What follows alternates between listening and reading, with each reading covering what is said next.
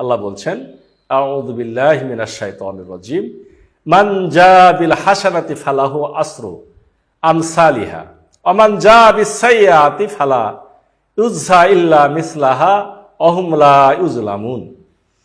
যে সৎ কাজ অর্থাৎ নেক কাজ নিয়ে আসবে, সঠিকভাবে পালন করবে, তার জন্য রয়েছে তার 10 গুণ প্রতিদান।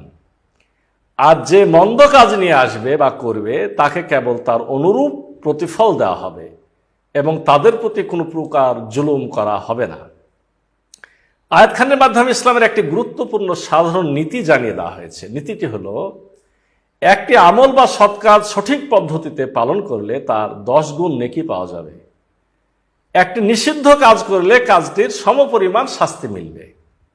একটি গ্রন্থের পদ্ধতির 2টি প্রধান দিক হল সঠিক পঠন পদ্ধতিতে পড়া এবং অর্থ বোঝা।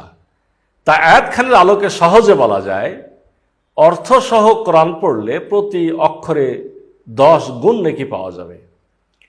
ইচ্ছাকৃতভাবে অর্থ ছাড়া কোরআন পড়লে প্রতি অক্ষরের সমপরিমাণ বা একটি গুনাহ হবে।